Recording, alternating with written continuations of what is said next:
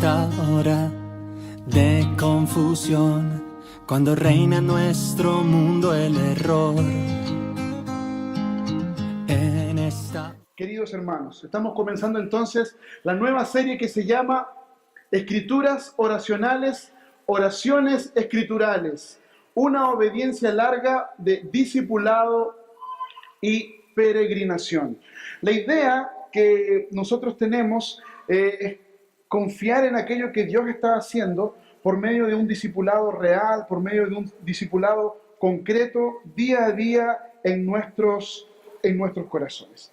Y para que eso ocurra, debemos entender algunos elementos que están en nuestras vidas y que a veces dificultan que esto pueda ocurrir. Vamos a estar trabajando, como ya les voy a explicar un poquito más adelante, en qué parte de la Escritura, pero es importante que cada uno de ustedes pueda tener algunos elementos claros antes de comenzar. Primero, recordar lo que siempre decimos: el mundo no es amigo de la gracia. El mundo, la cultura en la cual nosotros estamos involucrados, no es amigo de la gracia. Y por mucho tiempo nosotros sabemos que, como dice el apóstol Juan, luchamos día a día con nuestra carne, luchamos día a día contra las tentaciones del diablo y luchamos día a día contra el mismo mundo. El pastor Eugene Peterson dice que cuando una persona decide vivir una vida con el Señor, no vienen las personas y te aplauden: oye, qué bueno que estás yendo a la iglesia, qué alegría, qué bendición, qué rico. No. Las personas te van a decir, si son abiertas de mente, si tienen quizás un corazón bondadoso, van a decir: qué bueno que estás yendo a la iglesia. Qué bueno que tu vida está cambiando en ese lugar. Qué bueno que tu vida está siendo transformada. Pero a mí, déjame como yo estoy. Y como siempre les digo, ¿cierto? El filósofo del siglo XX y maravilloso filósofo del siglo XXI, que ustedes conocen muy bien, que se llama Ricardo Arjona, dijo lo siguiente: que no es bueno quien te ayuda. No, quien te ayuda no es bueno, sino que es bueno aquel, ¿cierto?, que no te molesta. Retocando un poquito la regla de oro, o cambiándola un poquito como la vivimos en el mundo muchas veces, donde la regla de oro del mundo dice: no hagas a otros lo que no quieras que hagan contigo, que es totalmente diferente a la regla de oro del principio bíblico. Porque mientras la regla de oro del mundo es pasiva, mientras la regla del mundo, lo que dice Ricardo Arjona, no te metas, no ayudes, si yo no quiero que me ayudes, simplemente si tú no me incomodas, si tú no me molestas, ya me estás ayudando bastante. La regla de oro entregada por el Señor Jesús es: haz con otros lo que quieras que hagan contigo. Por lo tanto, cuando nosotros entramos en una vida de devoción, cuando entramos en una vida de armonía con el Dios creador, el mundo no te aplaude. Y las tentaciones aumentan. Y vamos conociendo la palabra del Señor y vamos conociendo nuestra carnalidad, vamos conociendo las tentaciones del diablo. Pero al mundo difícilmente podemos conocer y entender las cosas que están ocurriendo. Es difícil reconocer las tentaciones del mundo, porque el mismo pastor Eugene Peterson dice que es como una neblina, es como un pez intentar traducir el agua sucia dentro de una pecera. No se puede, es algo complejo. Y esto nos lleva a entender que nuestra vida como cristianos puede ser de turistas o de peregrinos. De turistas o de peregrinos. ¿Qué significa esto? Una mentalidad de turista. Están dominados por un sentimiento de consumismo, por un sentimiento de individualismo y por las cosas concretamente instantáneas. Nosotros lo podemos ver en cada momento que hay, todos los meses, dentro del mes hay una oferta nueva, o el mes, ¿cierto? Ahora las ofertas que vienen, los que tienen hijos saben y los que estudian, está el tema de las ofertas de los útiles escolares y un montón de cosas.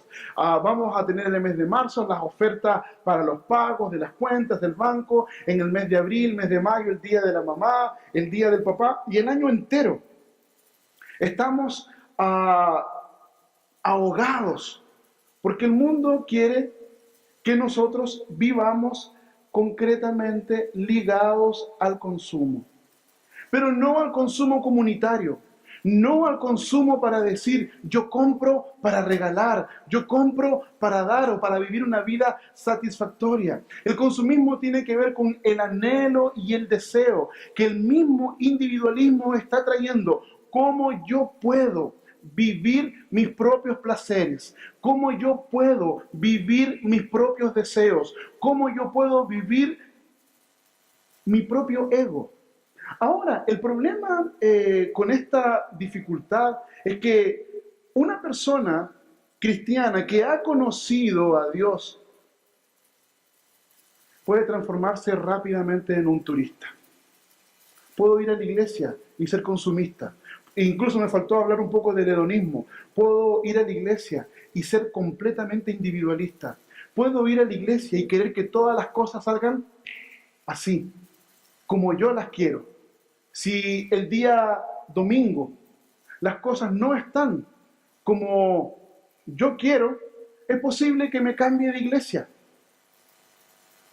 Si no me cambian este problema con los niños, si ustedes como iglesia no solucionan que uno de los niños se para aquí al frente y que los niños no dejaron hablar a la esposa del pastor, que es directora de los niños, y los niños, hermanos, rápidamente.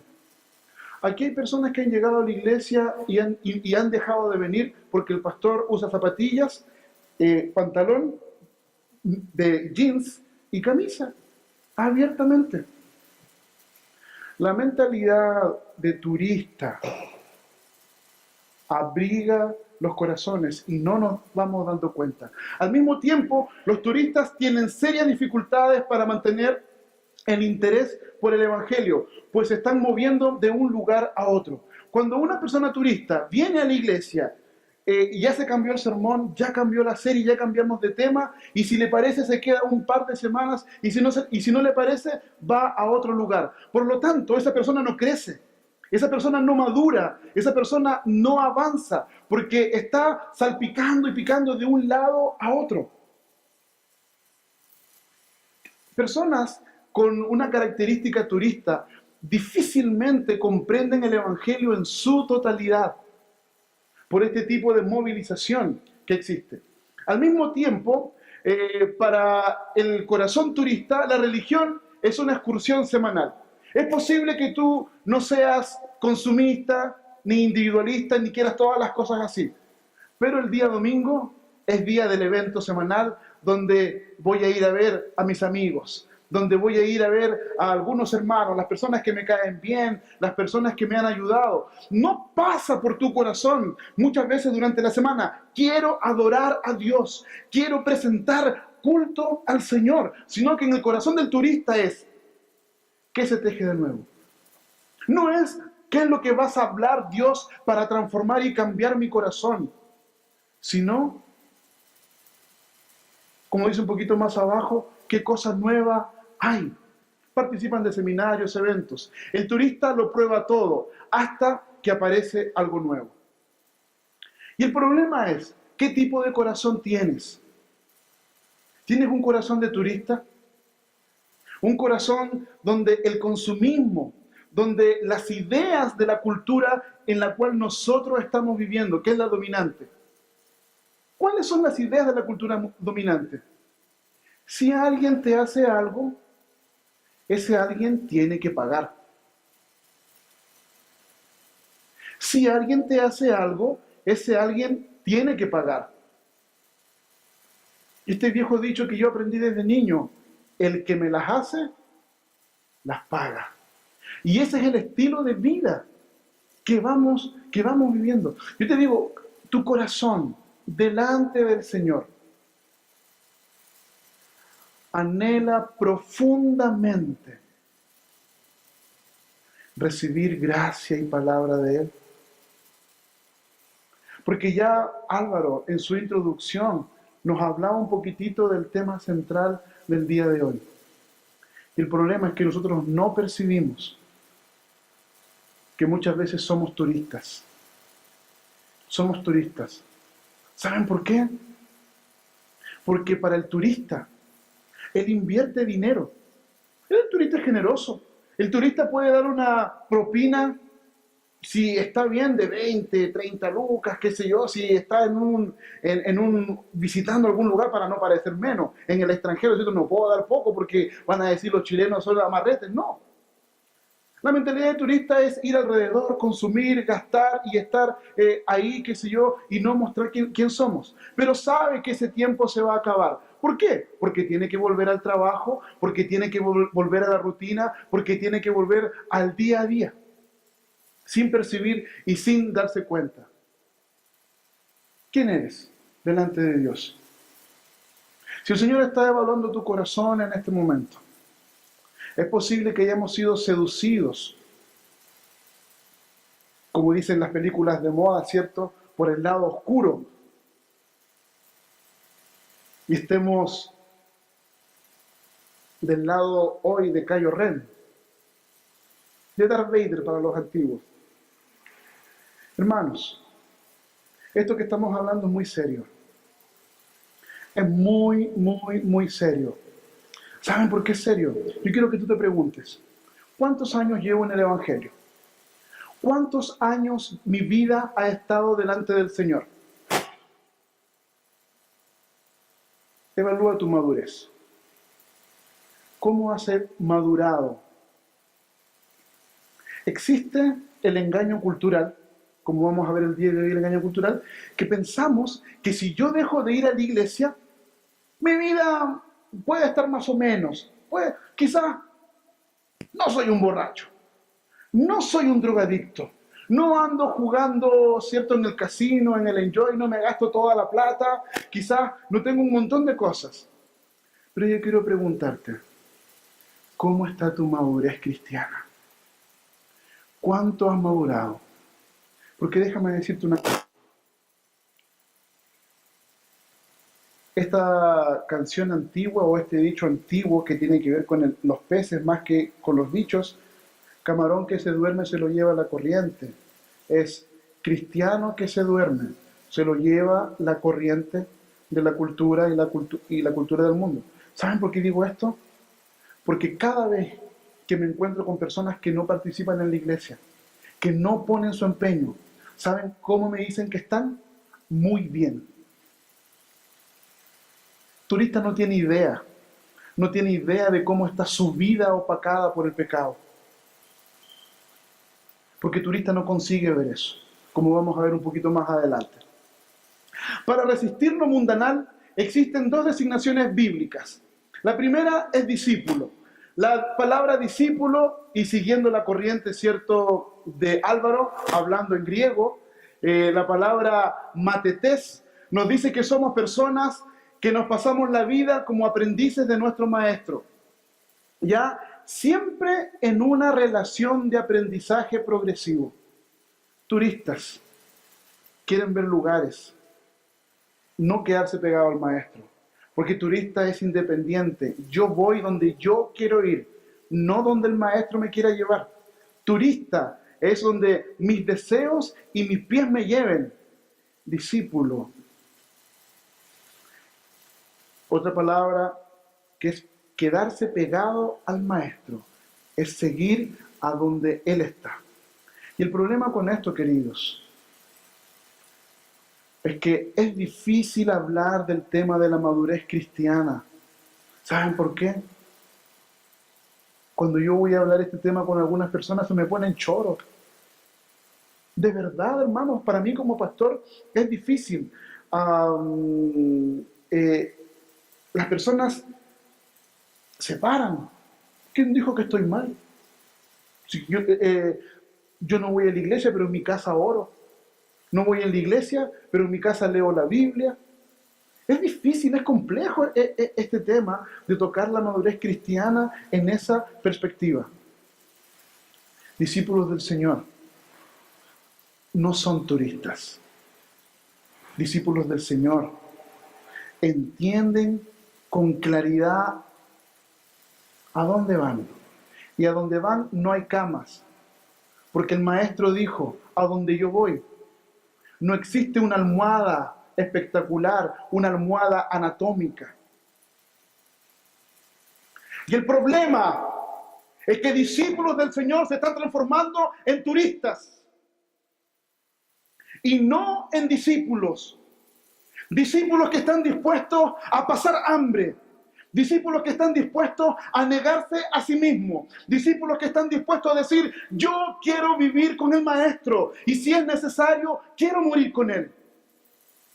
La comodidad del siglo XXI y de la historia del siglo XX y siglo XXI ha generado cristianos que no queremos ser discípulos. Queremos ser líderes. Queremos ser pastores. Quiero ser líder de esto. Quiero ser líder de esto otro. Quiero trabajar quizás mandando, haciendo esto otro. Pero servir. Hay una talla que siempre nos echamos con el Juan Guerrero que me enseñó. Yo no nací para hacer esto. Yo no nací para servir. Y entre talla y talla, entre chiste y chiste, entre humor y humor, eso es. Eso es. Y el día de hoy yo quiero que el grupo de líderes de esta iglesia, que están en el grupo de WhatsApp, entiendan muy bien lo que yo estoy hablando. El Señor está buscando discípulos. Discípulos que lo amen profundamente, discípulos que estén pegados a Él, discípulos que estén dispuestos a decir, no me importa más nada y lo único que quiero en la vida es el deseo que Él tiene para mi propia vida. Discípulos maduran y crecen progresivamente. Turistas no. Turistas no. Turista se alegra con el conocimiento superficial. Peregrino. La palabra peregrino nos indica que somos personas que nos pasamos toda la vida yendo a algún sitio, yendo hacia Dios y cuyo sendero para llegar a ese punto es el camino, Cristo Jesús. Nos damos cuenta de que este mundo no es nuestro hogar y partimos hacia la casa de nuestro Padre. Si el discípulo quiere estar pegado a su maestro, el peregrino sabe que está de paso. El peregrino no dice, voy a juntar estas lucas, voy a tener estas propiedades, voy a guardar y almacenar tesoros, porque el peregrino sabe que se va a ir. El peregrino sabe que no importa que trabaje 10, 15, 20, 30 años para comprarse una casa, para comprarse 1 o 2 autos, no se los va a llevar. Sabe que si el día de hoy muere, se va a la presencia del Señor y gloria a Dios. El peregrino sabe y tiene clara conciencia que no importa lo que ocurra con él, su maestro cuidará de él. Porque el peregrino sabe que su verdadero hogar está en la eternidad.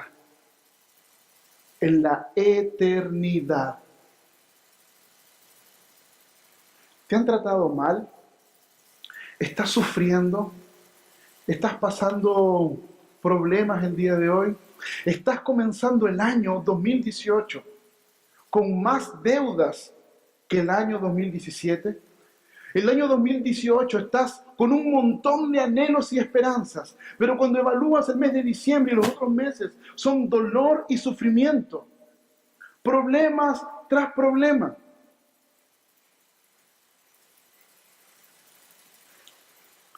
Peregrino, que el Señor te bendiga, que el Señor te dé de su gracia, porque este no es tu casa. Es posible que sufras 70 años. Este no es tu hogar. Tu hogar está en la eternidad. Me toca aconsejar muchas personas durante la semana, y uno de los problemas más grandes es el dolor y el sufrimiento. El problema es que las personas no quieren saber de peregrinos.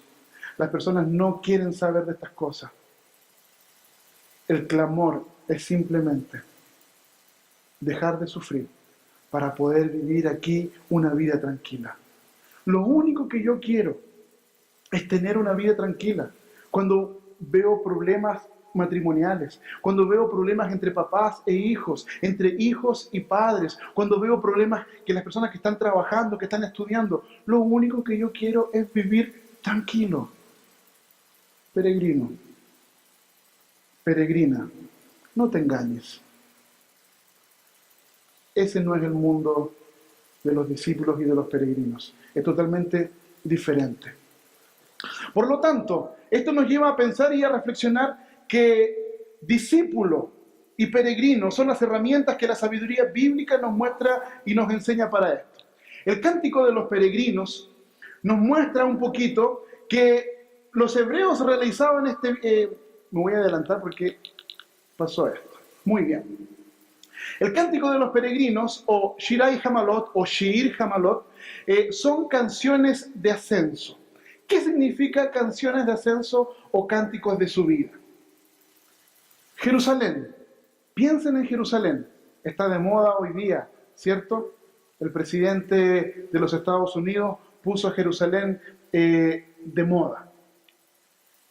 Jerusalén está en una montaña alta que fue denominada Sión, donde fue construida la ciudad. Por lo tanto, desde Jerusalén, que está en este monte elevado, si tú vienes del sur, si tú vienes del norte, si tú vienes del este, si tú vienes del oeste, a Jerusalén siempre estarás subiendo. No importa de dónde vengas, a Jerusalén se sube, que es un elemento súper importante para pensar que es el lugar de adoración. Al lugar de adoración se sube. Son los salmos entonces del 120 al 134 que vamos a estar trabajando. Los cánticos de los peregrinos. ¿Por qué cánticos de los peregrinos? Porque eran cantados por Israel rumbo a las fiestas de Jerusalén. Durante el año habían 3 grandes fiestas que el pueblo de Israel tenía que realizar rumbo a Jerusalén. Y cada vez que ellos iban, tomaban este pequeño himnario y lo iban cantando. Estos 15 salmos los iban entonando posiblemente uno tras otro en el camino del peregrinaje. Podemos ver que Jesús viajaba con su familia para las fiestas y que tenía este estilo de vida. Piensen, cántico de los peregrinos. ¿Y qué es lo que estamos buscando en este momento? Lo que estamos buscando es justamente poder entender cómo estos peregrinos, a pesar de sus limitaciones, a pesar de sus problemas, se entregaban por completo a la adoración. Y en esta jornada de camino, en esta jornada de viaje, estos salmos los ayudaban como un instrumento de discipulado para sus vidas. El Cántico de los Peregrinos es el antídoto en contra de los ataques del mundo y la cultura, pero por sobre todo también de la mentalidad de turista. Es posible que nunca hayas leído del Salmo 120 al 134. Te invito. En portugués son los Salmos de Gomagen, ¿ya? Y justamente tenemos este espacio.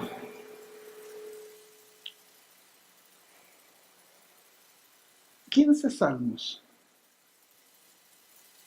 Los próximos 3 meses. Y vamos a terminar con un retiro. 15 semanas, 12 semanas más un retiro. ¿Quieres madurar? ¿Quieres crecer? Esta es una buena oportunidad. Una buena oportunidad. ¿Para qué? Mira al Señor. Ayuda a preparar mi corazón de discípulo. Ayuda a preparar mi corazón de peregrino. La mayoría de nosotros, cuando llega diciembre, enero, evaluamos lo que ocurrió en el año. En tu agenda, agrega un punto nuevo. Señor, quiero crecer y madurar con tu palabra. No quiero perderme ni un solo salmo. Difícil, es verano. Pero la iglesia ha provisto herramientas para que no te pierdas ninguno de los sermones. ¿Qué te parece si te propones este propósito? Si no eres de Antofagasta, en el lugar donde tú estás, vamos a transmitir los sermones, los vamos a dejar online. Pero ¿qué te parece si te propones en tu corazón no faltar al culto? No faltar delante del Señor. Para que puedas aprovechar y crecer y decir, estudié, viví, escuché y Dios me habló por los cánticos de su vida. Agrega en tu agenda, no quiero ser un turista. Agrega en tu agenda, quiero ser un discípulo, quiero ser un peregrino. Quiero estar siempre en tu presencia. Pausa. Como Iglesia Oasis de Redención tenemos 3 grandes movimientos. Ustedes vieron el primero. Hacemos un esfuerzo tremendo para que desde pequeños nuestros hijos puedan recibir instrucción y vida devocional.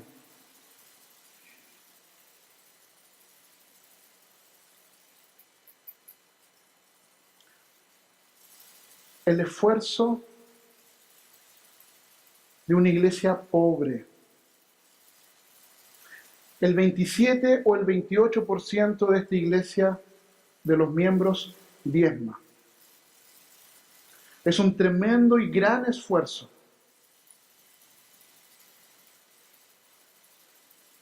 para que toda la iglesia pueda ser provista por un instrumento de vida. Papás, cuando tomen el devocional y lo usen con sus hijos, diezmos y ofrendas de Brasil se usaron para ser comprados. Porque hay personas que creen que aquí puede haber una iglesia plantada. Cuando yo como discípulo, cuando yo como peregrino, no sustento algo, alguien paga, alguien sustenta. Nada es gratis en esta vida, ni siquiera la salvación como elemento. Porque si tú y yo tenemos la salvación, tuvo un tremendo precio Jesucristo, el Dios encarnado, en la cruz del Calvario. Nada es gratis en esta vida. Y cuando decimos que recibimos algo gratis, algo de gracia, alguien. Por lo tanto, cuida el devocional. Cuida el devocional. Porque si tu hijo es pequeño, le va a servir el próximo año, o el próximo, o el próximo, o el próximo. Lo que quiero decir con esto, vida devocional no es gratis. Vida devocional tiene un costo, y el costo se llama renuncia. Renuncia al tiempo que le puedo dedicar, entre comillas, a otra cosa. Descansar, dormir, ver una película, horas extras de trabajo. Vida devocional es lo que viven discípulos y peregrinos día a día y están dispuestos a renunciar a su propia carnalidad para invertir. En segundo lugar, discípulos y peregrinos, por lo menos en Oasis de Redención, estamos convencidos de que el culto es el momento más importante en la vida de un creyente. Porque el culto es un destello de la gloria de Dios. El culto es un destello de la eternidad. Cuando tú y yo venimos al culto y exaltamos a Dios comunitariamente, Dios nos regala una pizca de cielo. Dios nos regala una pizca de eternidad. Y por eso participamos, por eso venimos al culto, no a llenar nuestras mentes de conocimiento. Si es la primera vez que estás viniendo a la iglesia, si no habías participado, quiero invitarte a reflexionar la importancia de esto, rendirle culto. No existe cosa más importante para los discípulos y los peregrinos que prestarle culto al Señor. ¿Qué es darle culto al Señor? Venir, disponer tu corazón, colocarte delante de Él, a disposición y decir lo maravilloso que Él es. Y mostrar tu absoluta dependencia. ¿Tienes trabajo? Qué bueno. Pero es posible que quien te dio las manos para trabajar fue Dios. Quien te dio las piernas para trabajar fue Dios. ¿Tienes familia? ¿Tienes una linda esposa? ¿Tienes un hermoso marido? ¿Tienes lindos hijos? Te los dio el Señor. Te los dio Dios. Y todo lo que Él da, Él puede decir, es mío, y lo retiro. Porque cuando Él retira esas cosas, discípulos y peregrinos, conscientes de esto, aún en medio del dolor y en medio del sufrimiento, pueden confiar plenamente. Por lo tanto, discípulos y peregrinos todos los días están anhelando tener un momento de culto, tener un momento apasionante en la presencia de Dios, porque es un destello de su gloria, es un destello de lo que viviremos toda la eternidad. Y tercer lugar, eje central de nuestra comunidad, la vida comunitaria, que posiblemente cuesta un poquito acá los días domingos, pero tenemos grupos pequeños donde invertimos tiempo para conocernos los unos a los otros, donde renuncio nuevamente. Si ustedes se dan cuenta, la palabra que más he repetido es renuncia. Estoy dispuesto a renunciar un poco de tiempo para ver qué le está pasando al hermano, por qué no vino el día de hoy, por qué esa banca está vacía, qué es lo que le pasa, qué es lo que le ocurre, para acompañarlo, acompañarla en el momento de dolor y sufrimiento y saber, o al mismo tiempo abrirme con los demás para mostrar que esta cara bonita que está aquí adelante es mucho más que eso. Que hay problemas, que hay dificultades y que necesito del otro para seguir avanzando y seguir creyendo. Por lo tanto, este cántico de los peregrinos puede y va a acompañarnos en la medida que nosotros queramos avanzar en esto. Muy bien. Yo no sé por qué está desconfigurado esto. Bien. Quiero invitarlos para que el día de hoy, que ya avanzamos y ya hablamos bastante de esto, continuemos con lo que el texto nos tiene. En mi angustia invoqué al Señor y Él me respondió. Señor, líbrame de los labios mentirosos y de las lenguas embusteras. Ah, lengua embustera, ¿qué se te habrá de dar? ¿Qué se te habrá de añadir? Puntiagudas flechas de guerrero con ardientes brasas de retamal. ¡Ay de mí, que soy extranjero en Mesec, que he acampado entre las tiendas de Cedar! Ya es mucho el tiempo que he acampado entre los que aborrecen la paz. Yo amo la paz, pero si hablo de paz, ellos hablan de guerra. En primer lugar, lo que el Salmo nos está mostrando es que discípulos y peregrinos vivimos en una triste y angustiante realidad que se llama depravación total. Discípulos y peregrinos vivimos en una angustiante realidad que el mundo no conoce y que es la depravación total. ¿Qué es la depravación total para aquellos que no saben o no conocen un poquitito? Rápidamente, en teología sistemática, ¿cierto? La ciencia que estudia, podríamos decir en teología, a Dios en parte, existe este primer principio del calvinismo, que es la depravación total. La depravación total significa de que el ser humano es depravado totalmente. ¿Y qué significa esto? ¿Que todos los seres humanos andan como depravados, cierto? No. Depravación total significa que todos hemos caído, que todos somos pecadores, que tú y yo intentamos vivir de manera autónoma. Segundo lugar, depravación total significa que todas las esferas y que todos los medios de tu vida, todas las dimensiones de tu vida fueron alcanzadas por ese pecado. Primero, que eres pecador. Segundo, que no existe rincón, que no existe espacio en tu corazón que tú digas, esto es de mi dominio y nadie más. No es así. No es así. ¿Recuerdas la última vez que peleaste con tu esposo? ¿Con tu esposa? Depravación total. ¿Recuerdas la última vez que tuviste un mal pensamiento? Depravación total.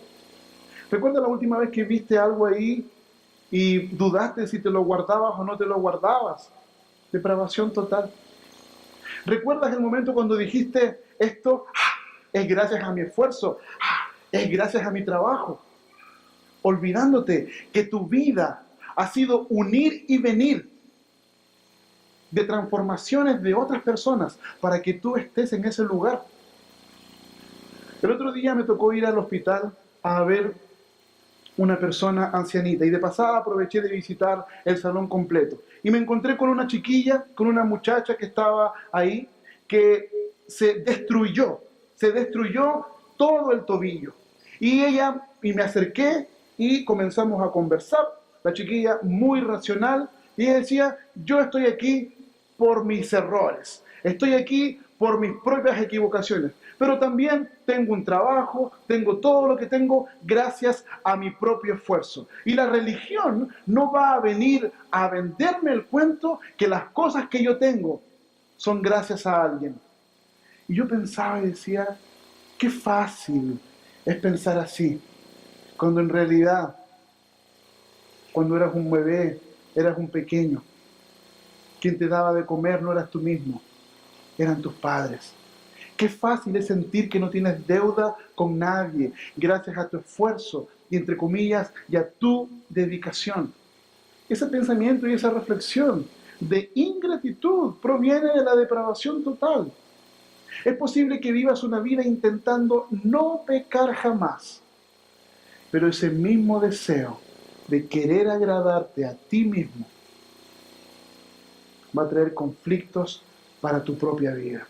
Por lo tanto, este primer evento que nos muestra este texto es que vivimos en una realidad angustiante y es que el mundo en el cual nosotros estamos viviendo, la sabiduría bíblica enseña que todos han pecado. El Salmo es un comienzo triste, porque cuando comenzamos con el Salmo, no sé si ustedes ven aquí, dice, ellos hablan de guerra mientras yo busco la paz, yo hablo de paz. El primer versículo, en mi angustia, en el momento de dolor, en el momento, cierto, triste. El Salmo es un salmo complejo. No es un salmo feliz, es un salmo honesto y verdadero que declara lo real del mundo que nosotros estamos viviendo. Se nos ha mentido siempre desde que nacemos. Desde que nacemos se nos miente de que el mundo va a ser mejor, de que las cosas van a cambiar, de que si escogemos a Sebastián Piñera, la pobreza se va a acabar y que va a haber mucho más trabajo. No nos engañemos. O, lamentablemente, seguro para algunos no fue escogido Guillet, pero al mismo tiempo, exactamente. O la falsedad, ¿cierto?, de que la derecha piensa solo en el aspecto económico y la izquierda piensa en el aspecto social. Y cristianos caen en esa mentira, en ese engaño. Cristianos peleando y discutiendo por internet, por Facebook, porque el cristiano de Piñera peleando contra el otro cristiano de cristianos, siendo engañados por esto. El mundo es un lugar placentero para vacacionar. Ah, no, chiquillos, vamos a tener vacaciones, vamos a pasarlo bien. Pero, oye, cada vez que me encuentro con personas que salen de vacaciones, porque igual aquí en nuestra iglesia estamos acostumbrados a viajar al extranjero, algunos dicen el pastor viaja a Brasil, ¿cierto? Otros viajan a Argentina, otros viajan a México, ¿cierto? O a las Islas Canarias, qué sé yo, y todo el cuento. O en todo Chile. Aló, cuando vuelves después de las vacaciones, ese mundo de caos sigue ahí. El jefe te sigue esperando, pero con una lista mayor para decir las cosas que tienes que hacer, porque hay tremendo trabajo atrasado. Así es que llegar de las vacaciones, amigos, ustedes saben que incluso ahora la psicología nos ayuda, porque hay algunas, incluso materias universitarias, hay algunos loops, algunos tips ya todavía no han aparecido, pero ya en la primera quincena de enero comienzan a aparecer los primeros tips después de llegada de vacaciones. El estrés postraumático, ¿cierto? Cuando llegas a tus vacaciones. Porque se nos engaña que después de las vacaciones todo será genial. Falso.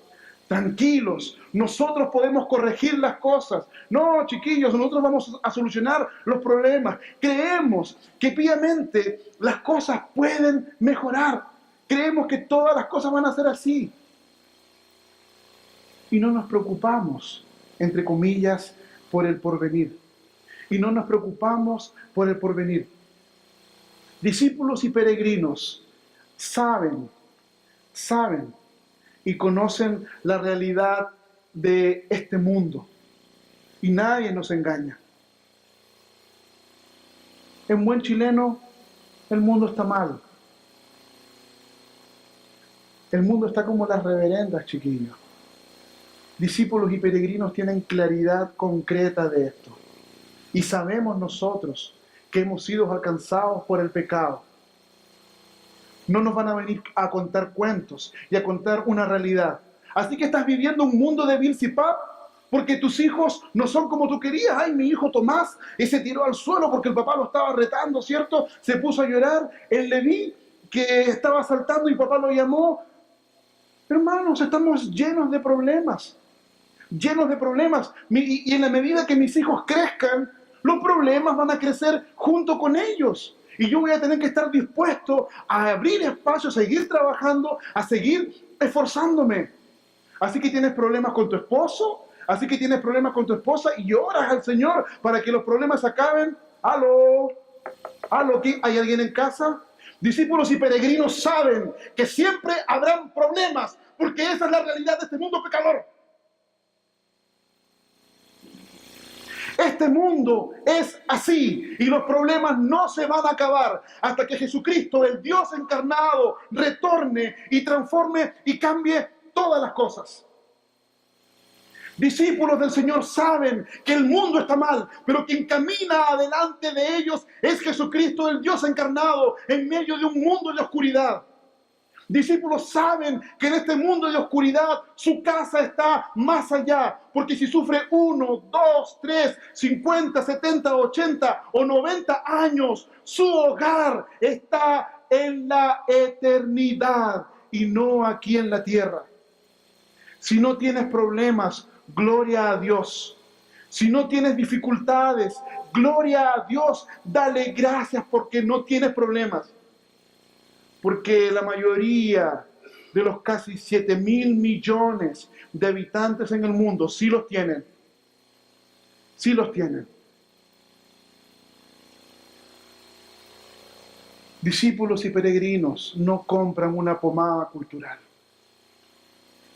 Porque saben que la depravación total ahí está presente. En segundo lugar, Señor, líbrame de los labios mentirosos y de las lenguas embusteras. Ah, lengua embustera, ¿qué se te habrá de dar?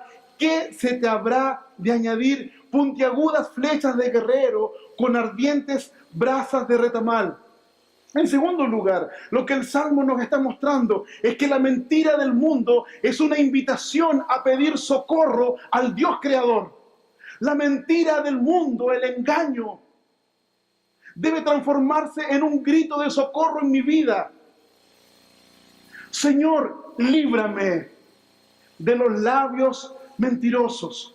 El problema es que cuando muchas veces leemos este salmo, el salmo lo leemos como, es que yo me porto bien, yo soy hijo del Señor y la vecina Juanita me está pelando, está hablando mal de mí. Señor, líbrame de la lengua de la vieja copuchenta. No, lo que está diciendo el salmo es que el mundo nos engaña. La lengua mentirosa no es la lengua solamente de una persona, que obviamente se puede dar. Líbrame del engaño del mundo, de la mentira de pensar de que todo está bien, de pensar de que yo no soy pecador, de pensar de que mi vida está tranquila sin ningún problema. Hermanos, el salmista deja abiertamente que en un mundo de mentira, en un mundo de engaño, la única opción es pedir socorro a Dios. La única opción es pedir socorro a Dios. ¿Saben cuál es el problema? Que pedir ayuda es feo, es mal visto. Pedir ayuda, no, déjame solucionar mis problemas a mí. ¿Saben? Uno de los problemas más grandes que tengo en consejería es que las personas puedan ser transparentes y contar lo que verdaderamente les pasa. Pero las personas prefieren ser engañadas por la cultura, por el engaño de pensar de que mi esposa va a cambiar. Tu esposa nunca ora, nunca lee la Biblia, no tiene una vida devocional, pero mi esposa va a cambiar. Nunca ves a tu marido leyendo la Biblia. Tiene dificultades para ir a la iglesia. Tiene dificultades con personas. No, pero mi esposo va a cambiar. ¿Aló? ¿Qué está pasando aquí? ¿Qué está ocurriendo? Engañados por la cultura. Y cuando somos engañados por la cultura, no clamamos, no pedimos socorro al Dios creador. No pedimos socorro al Dios creador. ¿Saben por qué? Porque el mundo te engañó. El mundo te dijo, tú eres capaz de solucionar tus problemas. Tú puedes. Tú siempre puedes. Esfuérzate. Corre. Estudia. Prepárate. Haz esto otro. ¿Comparte tus problemas con otro? No, ¿para qué? Ellos no saben, no van a tener idea. Pedir socorro, pedir ayuda, es una de las falencias más grandes. Decirlo verbalmente. ¿Sabes? El problema está cuando le pides socorro a Dios como lo hace el salmista. El salmista está en un rincón diciendo, Señor, líbrame del labio mentiroso, líbrame de la lengua embustera.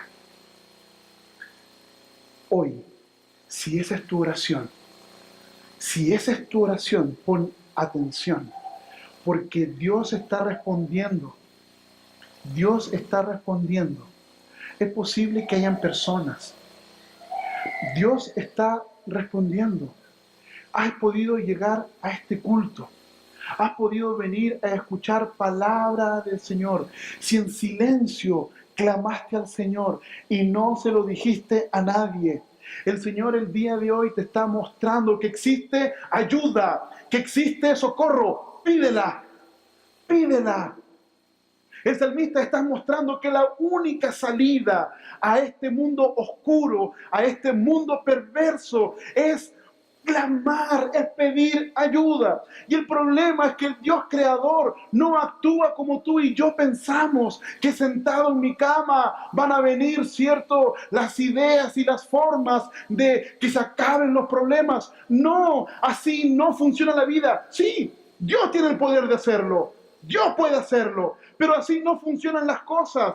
¿Cómo funcionan las cosas? Dios puso una cosa que se llama iglesia, que se llama cuerpo de Cristo. Y en el cuerpo de Cristo puso personas con dones, puso liderazgo, puso personas para acompañarte en el dolor, puso una comunidad que puede acompañarte en los momentos difíciles, en los momentos complejos. Y si Dios te está diciendo, pide ayuda, hazlo, hazlo. Señor, necesito ayuda. He sido engañado por la cultura. Ayúdame, ayúdame, porque no puedo vivir sin ti. Porque no puedo vivir sin ti. Ayúdame. El mejor lugar o el mejor espacio para pedir socorro es este. Es este. Tercer lugar, Dios es la luz en la encrucijada. Señor, líbrame de los labios mentirosos y de las lenguas embusteras. ¿Qué es lo que nosotros podemos encontrar aquí? En este salmo, solamente 3 veces el salmista habla de Dios y habla del Señor. Pero son importantísimas, porque todas las veces son las veces que le da a Dios el lugar que le corresponde y el lugar que le pertenece. La luz de Dios lo llena y expone todas las mentiras.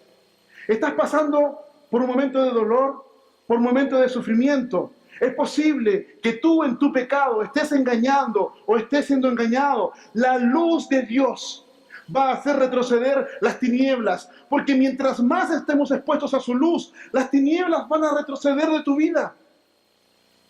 El gran problema del dolor y del sufrimiento, como hemos visto, producto del engaño, es creer de que todo está bien, de que las cosas se van a solucionar solas. No, queridos, no se va a solucionar. Y como en el segundo punto vimos, aquellos que claman a Dios lo van a encontrar. Y la presencia de Dios y la luz de Dios va a hacer que las tinieblas retrocedan.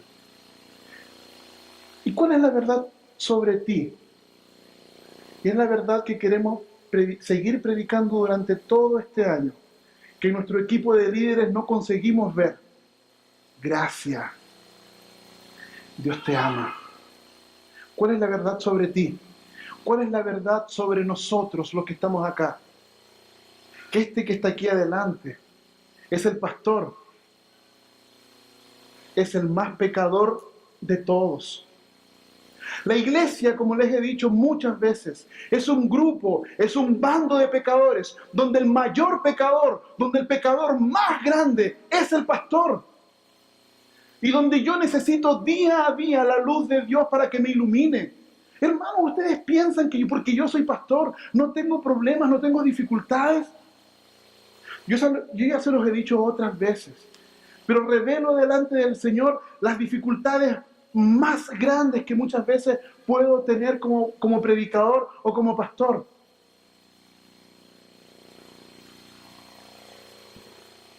Tengo colegas en el ministerio que, de acuerdo a la perspectiva del mundo, son exitosos. Y saben, soy tentado delante del Señor que en vez de predicar y vivir el Evangelio, a tener una vida exitosa, a viajar. Uno de los mayores peligros que yo tengo delante del Señor es a que mi orgullo y mi soberbia y mi ego, me ganen y quiera yo ser el mejor de los pastores, olvidándome que el único pastor de pastores es Jesucristo, el Dios encarnado. Porque incluso el nombre pastor lo tomamos prestado. Porque la palabra pastor en el Nuevo Testamento, únicamente el término poimen es dado para Jesús. Y nosotros pastores, entre comillas, líderes de las iglesias, tomamos prestado una palabra que solamente le pertenece a Él. Porque el único pastor de pastores es Jesús. Lo que estoy tratando de decir con esto es que esta persona que está aquí adelante está expuesto también a la oscuridad, a las mentiras y al engaño de la cultura como ustedes. Y tengo que clamar y pedir socorro a Dios. Pero cuando clamamos y pedimos socorro a Dios, Socorro a Dios. Él nos revela y Él ilumina todo. Y te recuerda que sí eres pecador, pero te recuerda algo más maravilloso. Yo soy tu Padre. Tú eres mi hijo amado. Pecaste, te equivocaste. Yo te amo. Te amo con todo mi corazón. No importa cuántas veces te hayas equivocado. No importa cuánto tiempo estés lejos de mi presencia. No importa lo que haya ocurrido en tu vida. Yo te amo. El engaño del mundo es que Dios no te va a tomar en cuenta, que Dios está lejos. Eso es falso. Dios ilumina nuestras vidas por completo. No importa lo que hayamos pasado, no importa lo que hayamos padecido. La verdad es que Él te ama. Sí, eres pecador, pero necesitas tú y yo una comunión urgente con Él.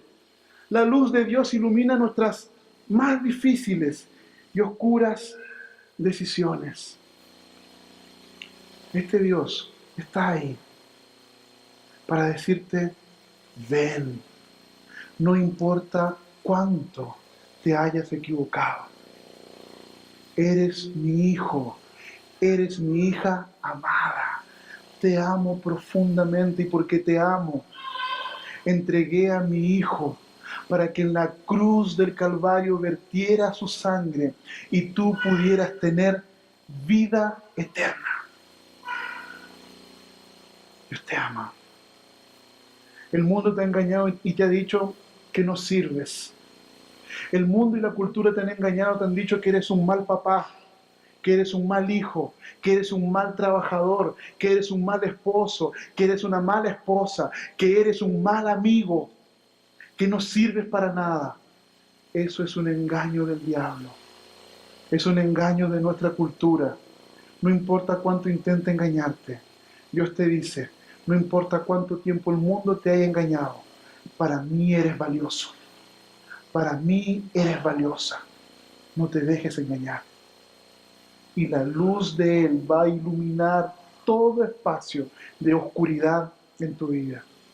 Y finalmente, el Salmo nos dice lo siguiente: que el arrepentimiento es el paso para alejarnos de las mentiras del mundo.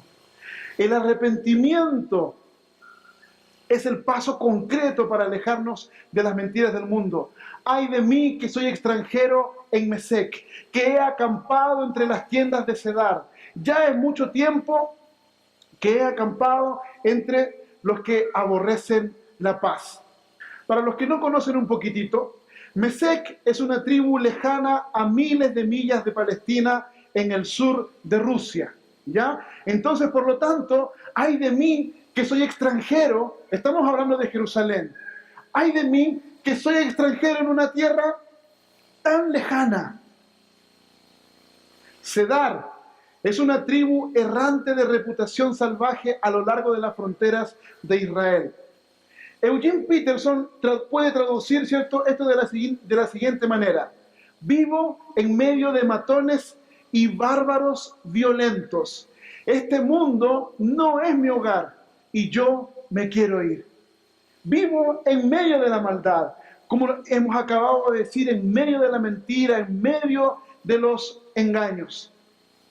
Arrepentimiento, hermanos, es la esencia de una vida que vive guiada por el Evangelio.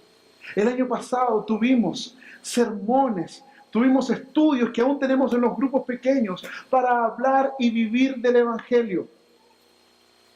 ¿Con qué comienzan los salmos o los cánticos de peregrinación?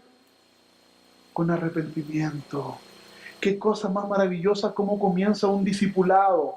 Un discipulado comienza con arrepentimiento. Y la única forma de arrepentirse es sabiendo que Dios es bueno, que Dios, el creador de todo, lo hizo todo perfecto, que en 7 días Él acabó el mundo por completo. Creer en el Evangelio significa que Dios hizo una creación perfecta, maravillosa, que creó hombres y mujeres que alababan y adoraban en la presencia de Dios. Creer en el Evangelio es creer que Dios es justo. Y como es justo, Él no puede tolerar ningún tipo de oscuridad en su presencia. Creer en el Evangelio es reconocer que existe la caída, que tú y yo somos pecadores y por lo tanto, por ser pecadores, estamos destituidos de la presencia, de la gloria de Dios. Que por ser pecadores, ahora, cuando tengo un problema con mi esposa, la culpo a ella. La culpo a ella por los problemas y le digo, tú quizás no sirves para nada. Cuando tienes un problema con tu marido, lo culpas a él porque te ves inocente de tus manipulaciones. Que cuando tienes algún problema en el trabajo, te cuesta reconocer que tú fuiste el del error, que tú fuiste el del pecado. De que nosotros nos equivocamos. El Evangelio es reconocer que este Dios justo no tolera el pecado. El Evangelio es reconocer que si yo, José Prado, sin Dios, merezco el infierno, el castigo eterno por el pecado.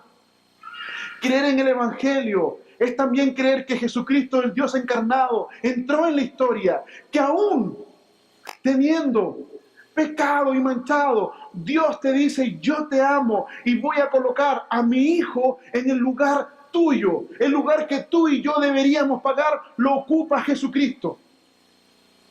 Creer en el Evangelio es creer que aquellos que le reconocen, le confiesan sus pecados y tienen un cambio de actitud concreta, como decía Álvaro en su liturgia, un cambio de mentalidad, un cambio que va en otra dirección totalmente opuesta. Creer en el Evangelio trae arrepentimiento a tu vida. Creer en el Evangelio dice, soy pecador, pero necesito de la restauración del Señor. Creer en el Evangelio es decir, gracias, porque soy rescatado. Creer en el Evangelio es creer que hoy eres un discípulo y un peregrino.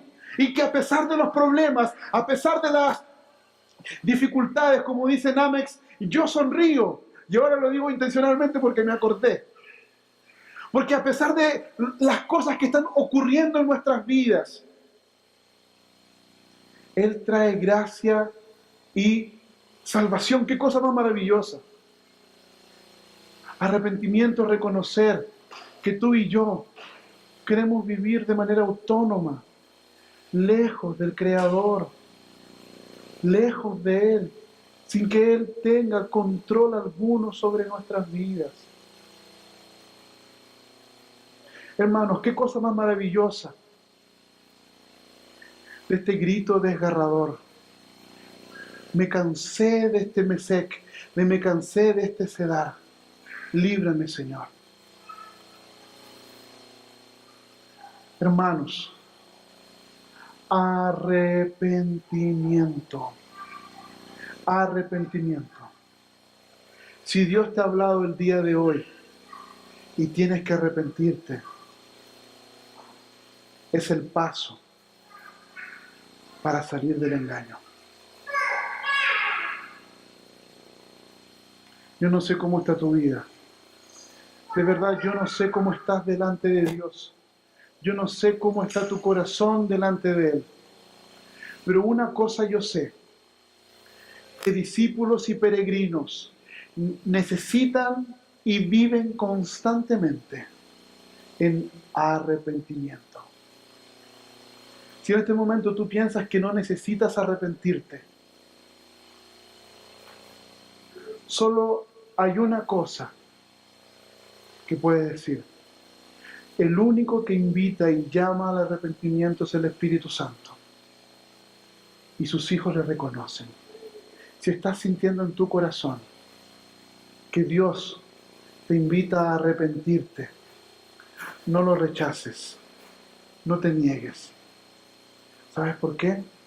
Porque turistas no se arrepienten. Turistas andan de pasada. Turistas no son iluminados. Turistas no ven la realidad. Los turistas van donde están las luces. El turista no va a la periferia. El turista no va a ver la podredumbre de este mundo. Discípulos y peregrinos sí, porque estamos en el lugar donde Dios nos ha colocado. Te invito a cerrar tus ojos y en este minuto ponerte...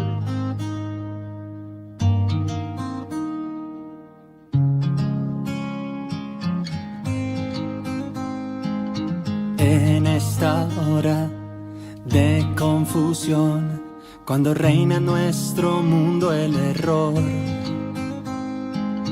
En esta hora que la razón ha escogido no escuchar más a Dios. En esta hora que es tan normal llamar mal al bien y al bien mal, llamar mal al bien y al bien mal. Danos sabor a evangelio, sabor de pan verdadero, que la cruz vuelva a ser nuestra